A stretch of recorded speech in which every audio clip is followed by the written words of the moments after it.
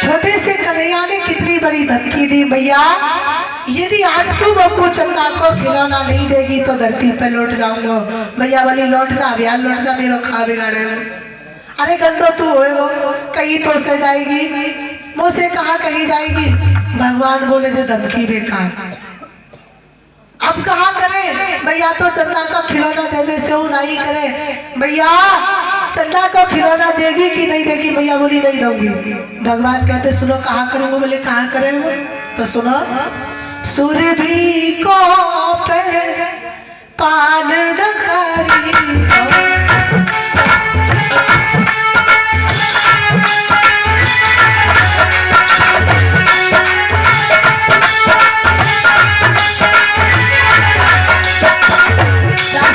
गाय के दूध को तुम लोग या के पिलावे है लाला, या दूध को पान कर या दूध के पीने से तेरे शरीर में ताकत आएगी।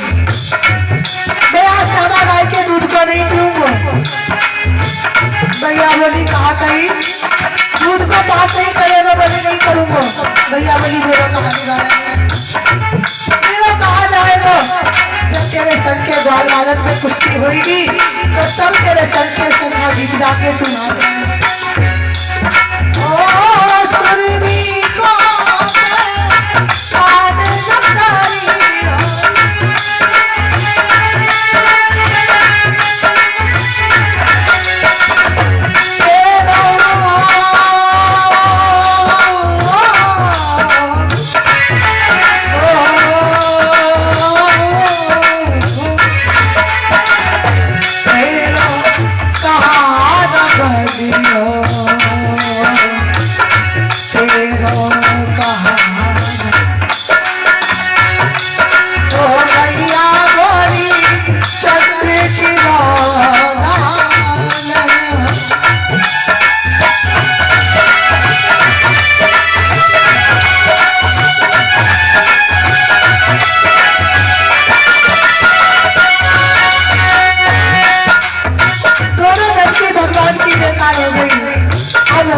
तीसरी धमकी दी, भैया यदि अभी तूने चंदा को खिलौना नहीं दिया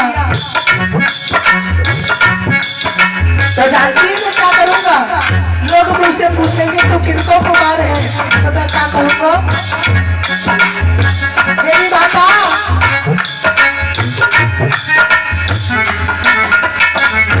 गई हूँ सुत अपनी माता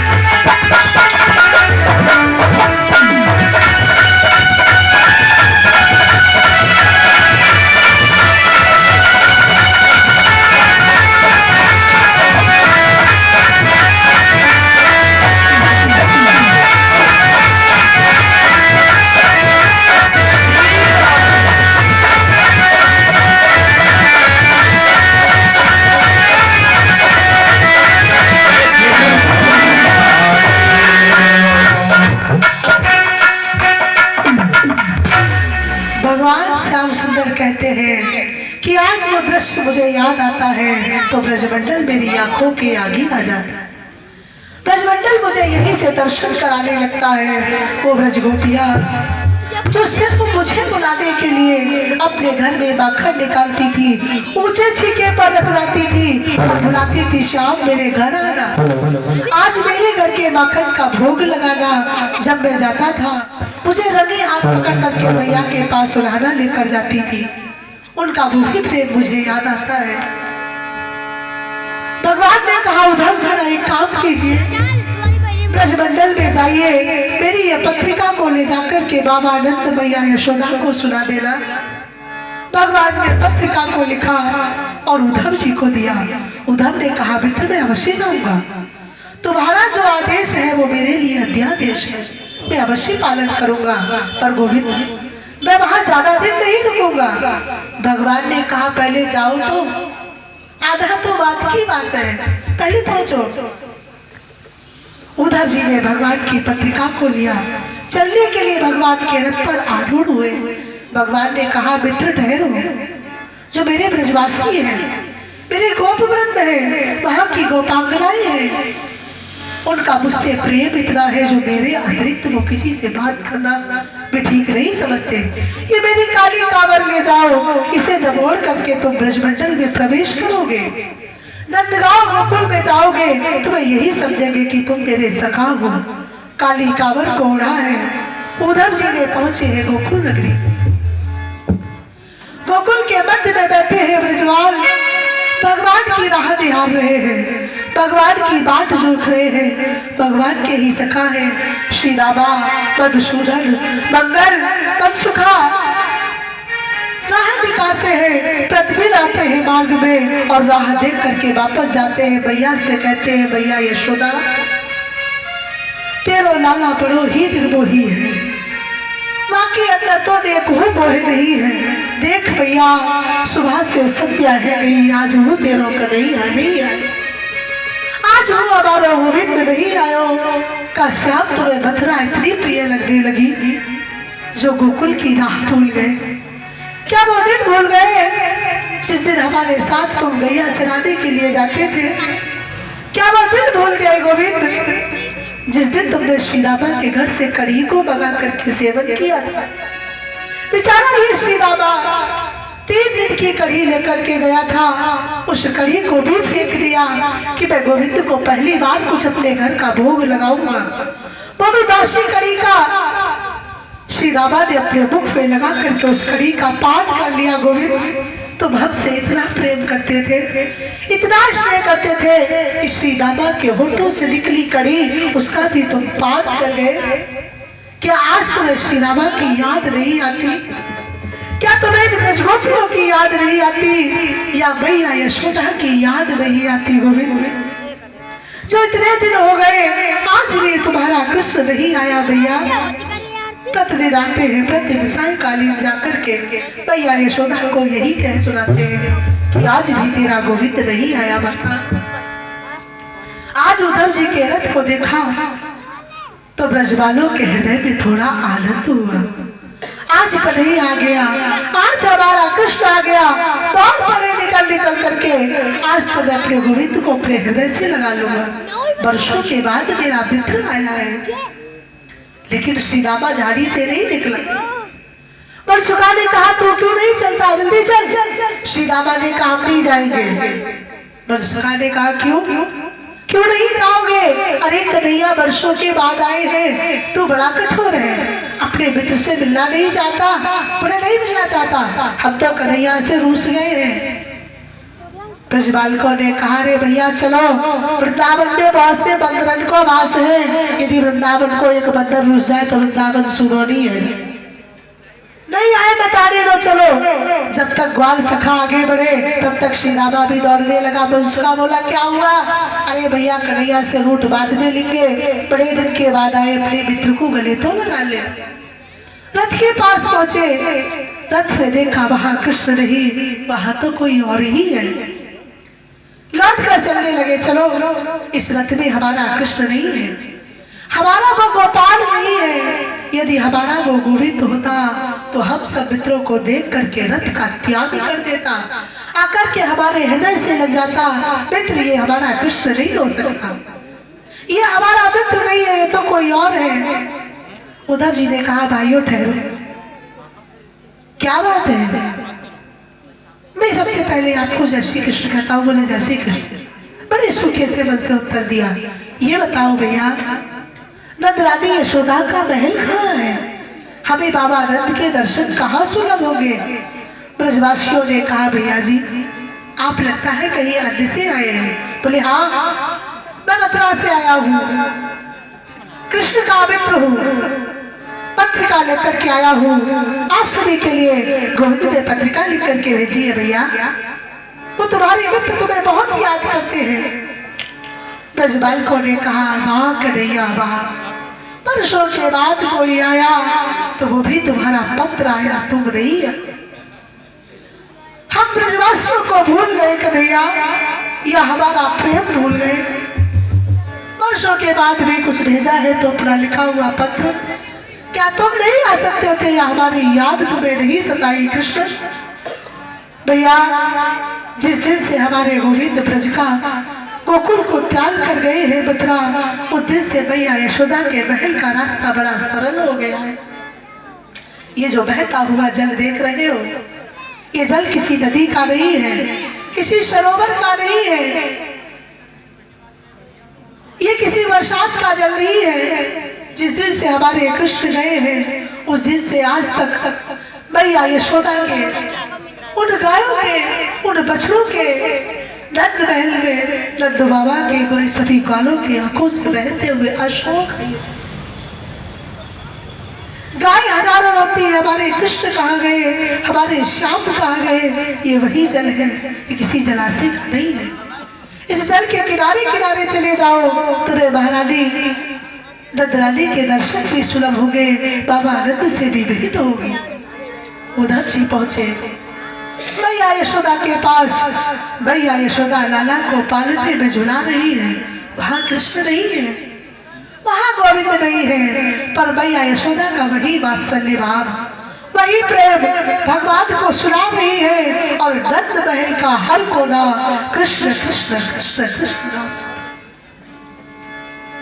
भगवान का नाम रट रहा है। और भैया यशोदा बड़े प्रेम से झूले को झोटा दे रही है, पीताम्बरी डाली हुई है, उसके ऊपर काली कावर, और सभी सखियों से कहती है कोई आवाज नहीं करना, मैं अपने लाल को सुना रही हूँ। और सुनाते हुए लोरी भी गा रही है कि नैनन में नींद भरी आई बिहारी जी के, बिहारी जी के नैनन में नींद भरी आई बिहारी जी के।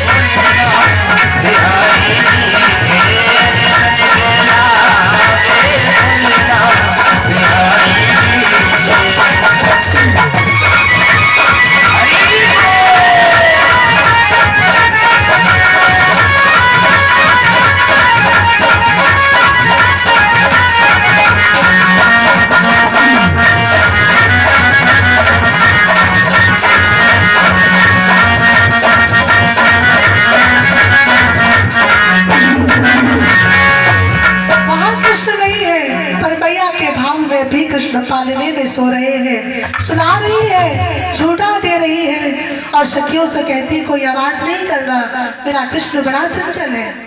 यदि कहीं ये जग गया तो मुझसे कहेगा भैया माखन दो, अभी माखन मैंने चलाया कहाँ है, फिर हट करेगा नहीं माखन दे, माखन नहीं दे तो चंदा दे, चंदा नहीं तो खिलौना दे, बड़ा हठी है। तब तक उधर जी आ गए, माता यशोदा आपके चरणों में प्रणाम करता हूँ। भैया बोली ठहरो, अभी अपने कृष्ण को मैंने सुनाया है, ये तीव्र स्वर में बात करने वाला कौन है, ठहरो मैं बाहर आती हूँ। भैया यशोदा बाहर पहुंची, कौन है भैया? उद्धव जी ने कहा मैं उद्धव भैया मथुरा से आया हूँ। क्या कहा? मथुरा से। उस मथुरा से आया है जिस मथुरा से कभी अक्रूर नाम का कोई क्रूर आया था, मेरे गोविंद को अपने साथ लेकर चला गया। पर लाला आज तो मेरे पास तो को देने के ताई कुछ भी नहीं है। एक ही तो मेरे प्राणों का आधार था, एक ही तो हमारी नैया का खेवैया था, हमारी डूबती लाठी का सहारा था, जिसे भी अक्रूर ले गया। तुम भी उसी मथुरा से आए हो। भगवान ने उद्धव ने कहा हाँ माता, मैं वहीं से आया हूँ, भगवान की पत्रिका को लेकर आया हूँ। क्या लिखा है पत्रिका में? उद्धव जी ने पत्रिका को पढ़कर सुनाया। सर्वप्रथम तो अपनी माता यशोदा बाबा नंद को प्रणाम लिखा, तत्पश्चात अपनी कुशलता लिखी। बाबा नंद भैया यशोदा की कुशल छेम पूछी। फिर ब्रजवासियों के लिए, ब्रजगोपों के लिए पत्र, सारे पत्र को कह सुनाया। भैया यशोदा कहती है लाला आज तो तुम भी तुम जाना, तो बहन देवकी से मेरा एक प्रश्न कहना, एक बात कहना। मेरे कुमार मेरे लाला को माखन मिश्री बड़ो ही अच्छो लगे हैं, बड़ा नीको लगे हैं। मेरो लाला जब तक यहाँ था बिना माखन मिश्री के भोजन नहीं किया। मेरा लाल बड़ा हटी है, मेरी क्षमा कह दी ना देवकी से, मैंने उसके लाल को इतना हटी बना दिया। मैं उसकी माता नहीं थी, भाई थी, आदतों को बिगाड़ दिया है। मेरा लाल कभी ठंडे जल से स्नान नहीं करता। पल में उसे नजर लग जाती है, मैं उसकी नजर उतारा करती थी। कहना जाकर के लाल से सदे सो देव की सो कही, सदे सो देव की से कहियो, सदे सो देव की से कहियो।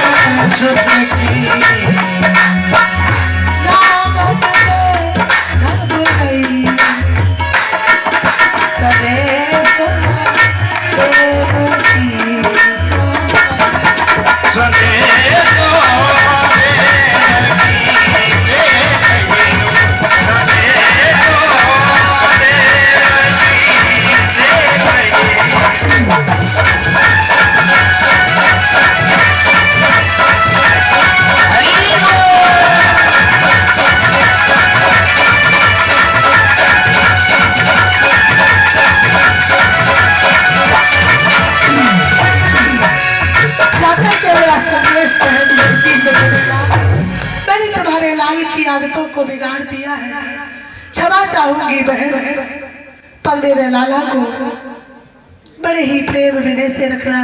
मैंने कभी तुम्हारे पुत्र को डांटा नहीं, कभी खिजाया नहीं, कभी कोई त्रास नहीं दिया, बड़े ही प्रेम से लालन पालन किया है।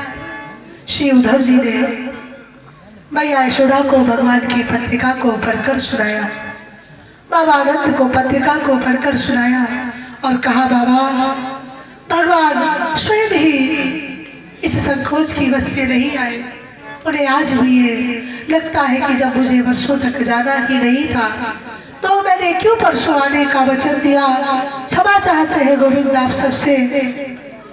पत्रिका को पढ़कर सुनाने के बाद श्री उद्धव जी उस स्थान पर पहुंचे हैं जहां ब्रज गोपियां हैं। यमुना जल में जल भरने आई गोपी, सुबह से संध्या हो गई है, जल भर के ले जाने की सुध ही नहीं है, सुध बुध को खोई बैठी है, कोई दिमाग काम नहीं करता कि मुझे घर जाना है। उद्धव जी ने कहा अरे गोपियों, वैष्णवों के घर सुबह सवेरे ही चौका बर्तन से निवृत्त हो जाते हैं। सुंदर भोजन बना करके भगवान को भोग आरोग दिया जाता है। पर ये क्या, सुबह से संध्या हो गई है, तुम अभी यमुना जी के किनारे ही बैठी हो। क्या घर नहीं जाना, क्या भोजन नहीं बनाना, क्या जाकर के अपने आराध्य को भोग नहीं लगाना? तो उन गोपियों ने बड़ा सुंदर जवाब दिया, उद्धव जी आप तो स्वयं ज्ञानी हैं, पर हम किसके लिए करें? हमारे जीवन का धन ही हमसे चला गया, हमारा प्राण वल्लभ हमसे दूर चला गया, तो क्या करेंगी हम सब ये कार्य करके? सही बात भोग लगाने की, जिसे तुम जगदाधार कहते हो, जिसे तुम कृष्ण कहते हो, परमात्मा कहते हो, लक्ष्मी नारायण कहते हो, यदि वो लक्ष्मी नारायण होते तो जरा जरा सी झांझ के पीछे हमारे घर में इस तरह से क्रियाएं न करते, लीलाओं से आनंद न देते। वो कृष्ण तुम्हारे लिए परमात्मा होंगे, हमारे लिए तो हमारे प्रियतम है। हे उद्धव कि जो मैं सो जानती, प्रीत करे रुको डगर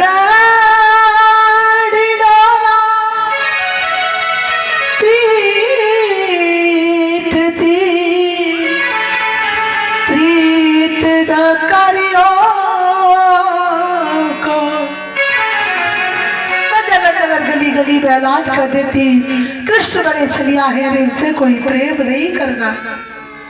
प्रेम करने की सदा यदि मिलती है तो हमें प्रेम नहीं करना था, गोविंद से हमें रोता मिलना छोड़।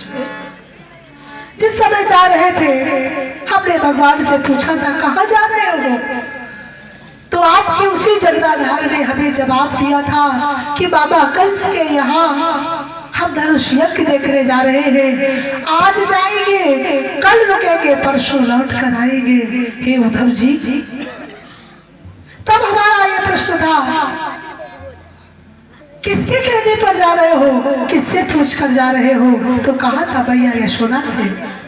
तब हमने प्रश्न पूछा था कि हम सबसे प्रेम किया था, क्या भैया से पूछ कर किया था? जो आज हमें रोता बिलखता हुआ छोड़ कर जा रहे हो कृष्ण। हे उद्धव, वो परमात्मा है, बड़ी अच्छी बात है, लेकिन एक बात याद रखना, मथुरा यहाँ से कोई ज्यादा दूर नहीं है। हम सब चाहे तो सुबह चल करके मथुरा पहुंचकर उनसे भेंट करके वापस गोकुल लौट आने की क्षमता रखती है, सामर्थ्य रखती है, पर वहां जाएगी नहीं। हमारे प्राण वल्लभ, हमारे गोविंद, हमारे कृष्ण हमें गोकुल छोड़कर गए, अपनी लीला का निमित्त बनाया है, तो मैं वहां नहीं जाऊंगी। मेरे वहां जाने से मेरे प्रियतम को कोई कष्ट हो या उनकी लीला में बात नहीं पहुंचे तो मैं वहां कदापि नहीं जाऊंगी। इतनी भी दूर मथुरा नहीं है, यमुना के इस पार गोकुल है, यमुना के उस पार मथुरा है। मैं यहाँ से भगवान को आवाज लगाऊं तो भगवान मेरी पुकार को सुन लेंगे, लेकिन जाएंगे नहीं।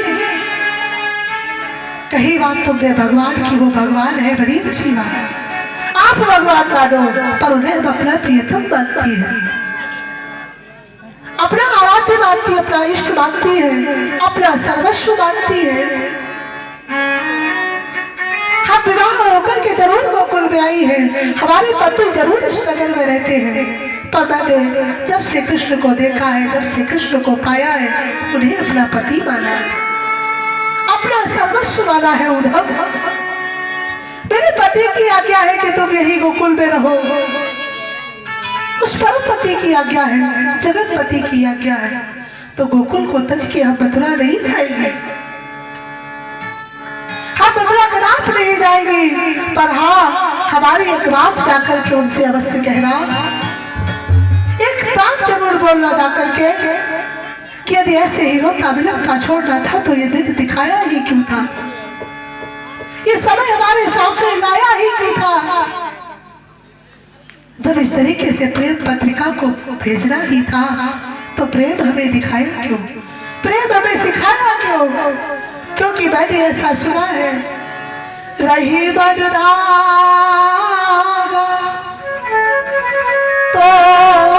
तोड़ना है रही रे ठीक। ये तो धागा उस प्रेम का बधे बधे है लकीर। पोथी पर जग भया पंडित बयान कोय, ढाई अक्षर प्रेम का पढ़े सो पंडित। ये प्रेम की परिभाषा को ही कहा है।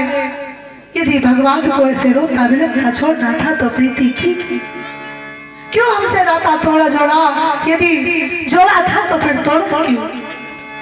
कि प्रीति हर से की इस भरोसे पे की, प्रीति हर से की इस भरोसे पे की। 4 दिन जिंदगी के निकल जाए, इस भरोसे की, प्रीति मोहन से की, इस भरोसे की। 4 दिन जिंदगी के निकल जाए, 4 दिन जिंदगी के निकल जाए।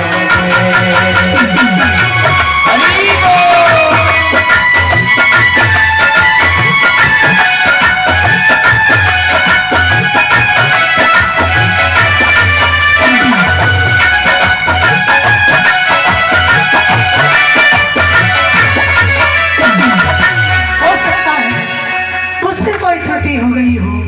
ब्रजवालों से ब्रजगोपों से भी त्रुटि हो गई हो कृष्ण, क्योंकि तुम बड़ी छलिया हो, बड़ी निर्मोही हो।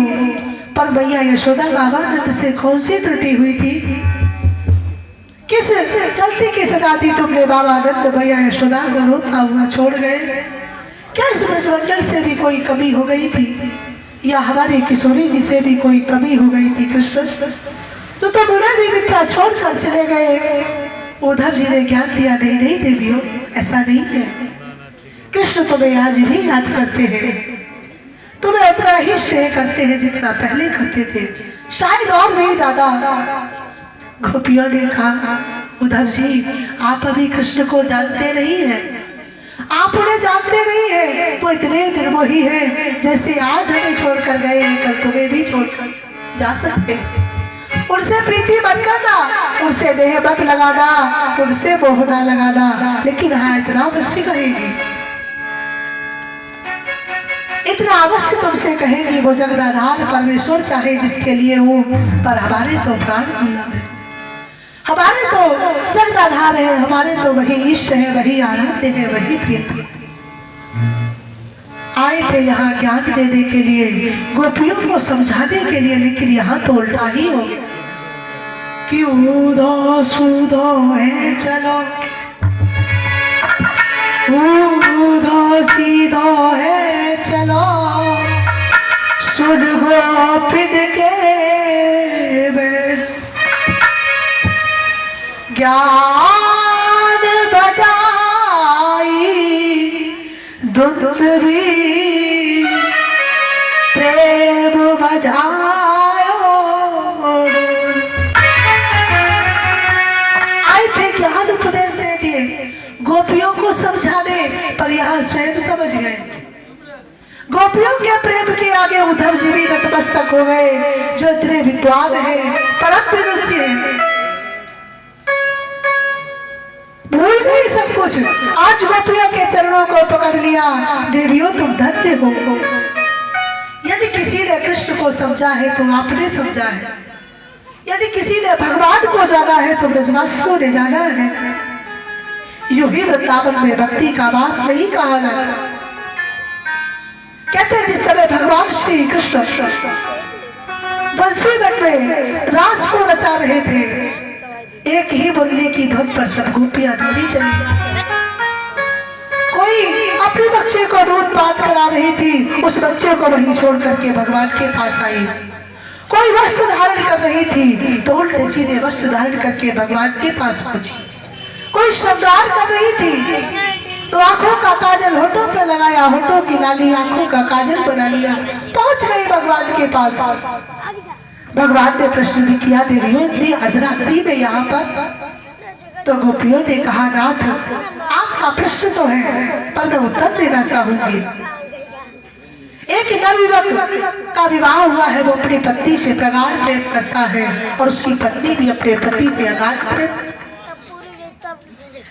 दोनों एक दूसरे से बहुत प्रेम करते हैं, लेकिन किसी कारणवश पति को बाहर जाना है।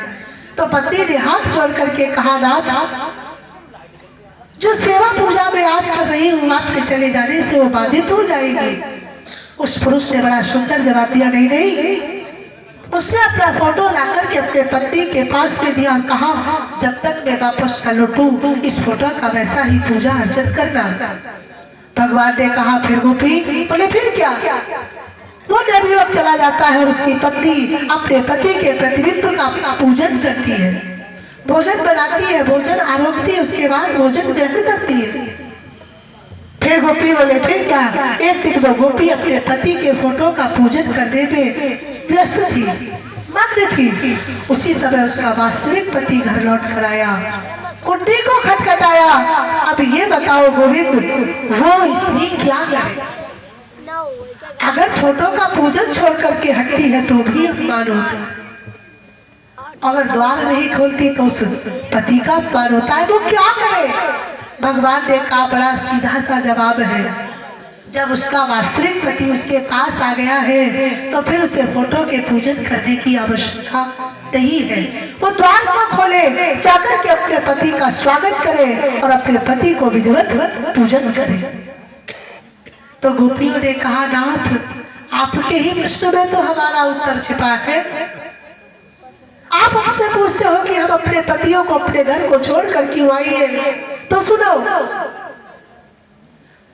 जो संसार रूपी हमारे पति है वो आपका प्रतिबिंब है, माने आपका अंश है, क्योंकि आपने ही कहा है कि ईश्वर अंश जीव अविनाशी, भगवान का अंश ही सब जीवों के हृदय में विद्यमान है, इसलिए भगवान के अंश है। सिया राम में सब जग जाने, करो प्रणाम जोर जुग आदि।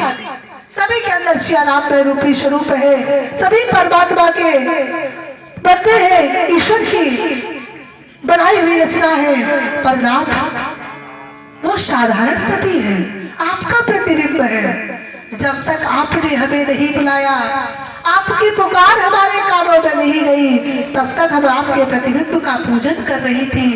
जब हमारे वास्तविक पति ने हमें याद किया, हमें बुलाया, तो क्या हम उस फोटो का पूजन करें, आपके प्रतिबिंब का पूजन करें, या आकर के आपके दर्शन से अपने जीवन को अनुग्रहित करें? भगवान ने कहा, धन्य है देवियों, तुम्हारा प्रेम मैं जान गया कि तुम मुझसे विशुद्ध प्रेम करती हो। तो देवी आप धन्य हो, आपने ही ईश्वर को जाना है, आपने ही कृष्ण को माना है और आपने ही कृष्ण को पहचाना है। आए थे ज्ञान देने के लिए, लेकिन स्वयं समझ गए कि ऊधो सीधो है चलो, सुन गोपिन के बैन, ज्ञान बजाई ढुत भी, प्रेम बजायो ढोल। चल दिए मथुरा से वापस, गोकुल से वापस मथुरा की ओर, और कहते हैं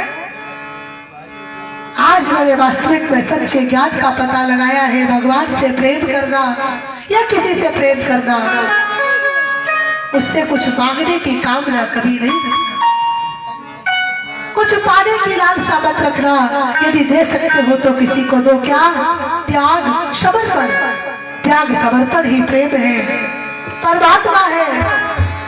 कहा उद्धव ने कि जो प्रेम गली में आया नहीं, प्रिय है तब का ठिकाना क्या जाने।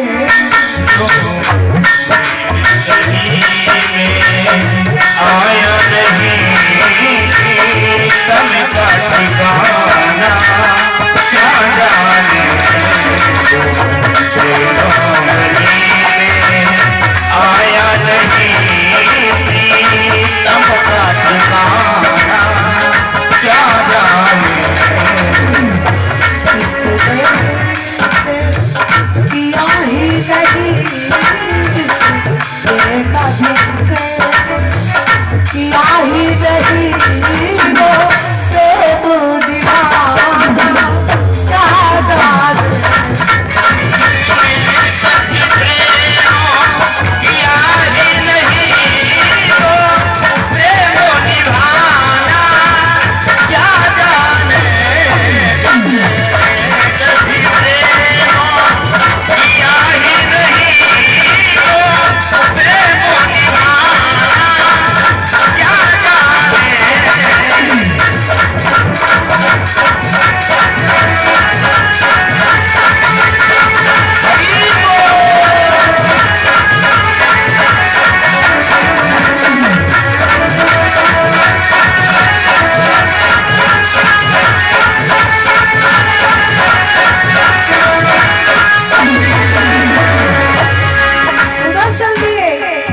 परिभाषा को जाना प्रेम को माना।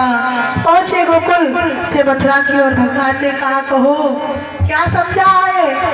कहने लगे भगवान क्षमा करो, मैं वहां समझा के कुछ नहीं आया पर कुछ समझ के आया हूँ, कुछ जान कर आया हूँ। बोले क्या? कि मुझे ब्रज गोपियों ने सिखा दिया।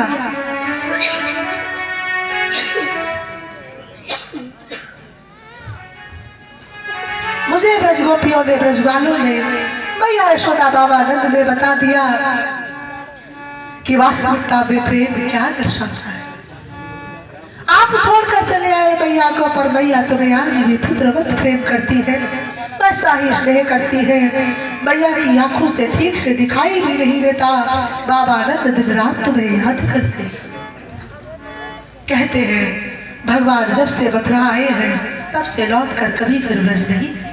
एक बार भगवान की भेंट हुई है। बोले कहाँ? कुरुक्षेत्र में। सिर्फ एक ही बार बाबा नंद मैया यशोदा को दोबारा देखा है। बोली भक्त वत्सल भगवान की ब्रज की पावन गाथाएं, ब्रज की पावन लीलाएं बड़ी ही अनंत है, बड़ी ही अगाध है। ब्रज में माता भक्ति नृत्य करती है और माता लक्ष्मी यमुना के इस पार बेलवन नामक पावन स्थान में मैया भगवान की तपस्या कर रही है। ये साक्षात है। माता लक्ष्मी ने भगवान से प्रार्थना की। देखिए जहां पर पति होता है पत्नी वहां जा सकती है, उसके लिए कोई रोक या टोक नहीं रहता। लेकिन वृंदावन आने के लिए माता लक्ष्मी ने भगवान से आग्रह किया, अनुमति मांगी, हे नाथ यदि आपकी कृपा हो जाए तो मैं ब्रजमंडल को क्षणिक समय के लिए देख लूं। भगवान ने कहा नहीं देवी, आप मेरी पत्नी है, मेरी अर्धांगिनी है, मेरा आप पर सर्वस्व अधिकार है, लेकिन ब्रजमंडल पर मेरा अधिकार नहीं है। ब्रज के राजा है श्री राम जी, बलराम जी, और ब्रज की जो महारानी है वो किशोरी जी है। यदि ब्रज में प्रवेश चाहती हो तो किशोरी जी को अपनाओ, किशोरी जी की शरण में जाओ, वही तुम्हें ब्रज का वास ले सकती है। देवी यहाँ भक्ति वास करती है, भक्ति नृत्य करती है। आपके आने से भक्ति नहीं रह जाएगी, क्योंकि लक्ष्मी भक्ति दोनों के स्थान पर नहीं रह सकती। तो आज भी माता लक्ष्मी भगवान की आराधना कर रही है, पुकार करती है कि मुझे सिर्फ कुछ समय के लिए वृंदावन का वास दीजिए। माता लक्ष्मी भगवान की अर्धांगिनी है, इसलिए भगवान भी छोटे से ग्वाल को बना करके रूप माता लक्ष्मी की स्वयं सेवा करते हैं। बड़ी भक्त वत्सल भगवान की ये वृंदावन की महिमा है कि एक बार काशी में, 2 बार द्वारिका में और 3 बार जाके त्रिवेणी में नहाओगे। वृंदावन का महत्व, 1 बार काशी में, 2 बार द्वारिका में, 3 बार जाके त्रिवेणी में नहाओगे, 4 बार चित्रकूट द्वार नासिक में गया हरिद्वार चाहे जहाँ घूम आओगे और होगे प्रत्यक्ष दर्श यहाँ श्यामा श्याम के और वृंदावन सा फिर कहीं आनंद नहीं पाओ वृंदावन सा फिर आनंद नहीं पाओगे। और भक्त प्रार्थना करता है सुनो, कीरत सुता के पग पग में प्रयाग जा, कीरत सुता के पग पग में प्रयाग जा, के सबकी केल कुंज कोटि कोटि का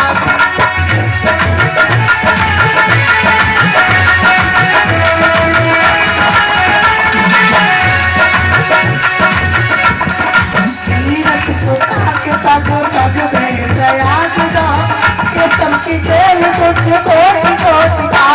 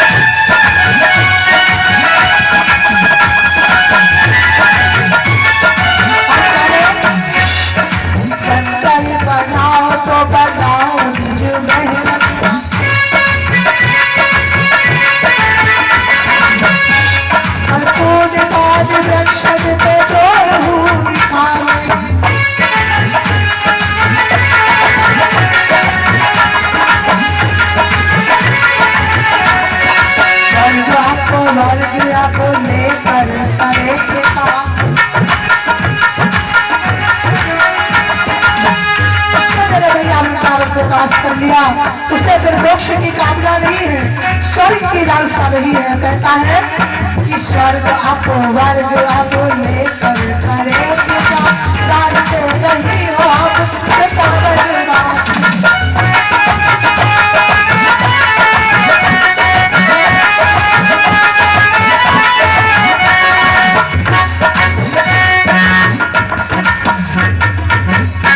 आइए दोबारा हरिनाम से कीर्तन उसके तुकान प्रभु की पावन और मंगलमयी चर्चाएं श्रवण करेंगे। सभी लोग मिल करके बोलेंगे, बोलो श्री राम जय जय राम, श्री राम जय जय राम, श्री राम जय राम जय जय राम, श्री राम जय राम।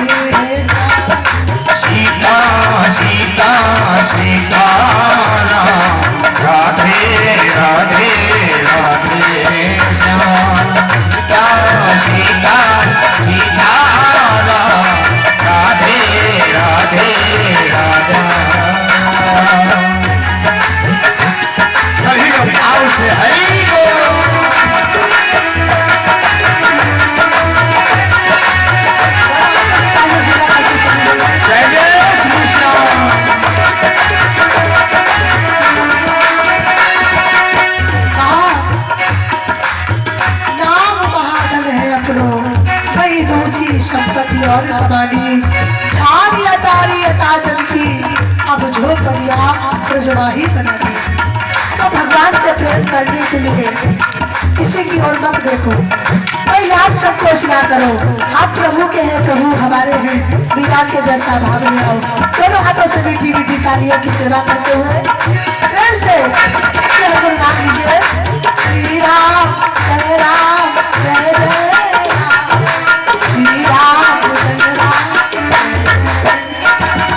श्री राम जय राम जय जय राम, जय श्री राम जय जय राम।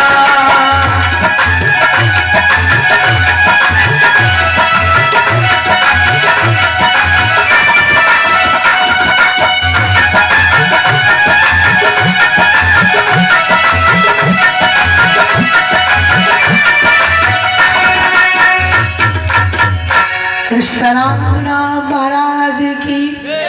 प्रेम से बोलिएगा, पीछे वाली बात है आप ही बोलिए। वृंदावन बिहारी लाल की, बोले साचे दरबार की। दोनों हाथों को उठा करके बोलिएगा जय जय श्री राधे श्याम। अब ये मन समर्पित है सागर महाराज जी के कर कमलों में।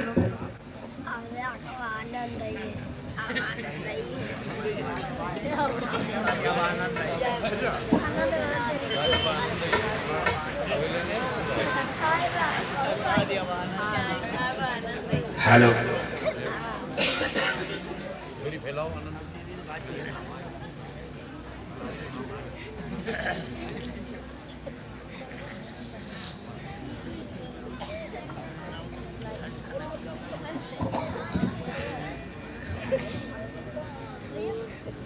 बोलिए भूत भावन भोलेनाथ की। याद रखो अभी हमारी प्रिया किशोरी के मुखारबिंद द्वारा अमृतमयी वाणी से प्रेम तत्व का वर्णन सुन रहे थे। वास्तव में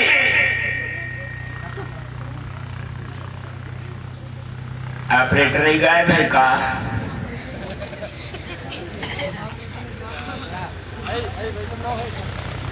हेलो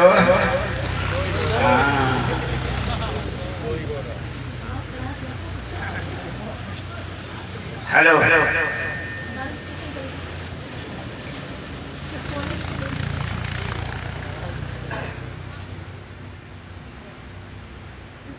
अभी प्रेम तत्व का पूर्ण तरीके से निरूपण हो रहा था। बड़ी सुंदर बात है।